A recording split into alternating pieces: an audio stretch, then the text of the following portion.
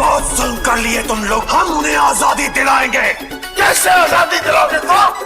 अगर यहाँ के लोगों को दोबारा मौका मिलेगा हिंदुस्तान में बसने का, तो आधे से ज्यादा पाकिस्तान खाली हो जाएगा। कटोरा लेकर घूमोगे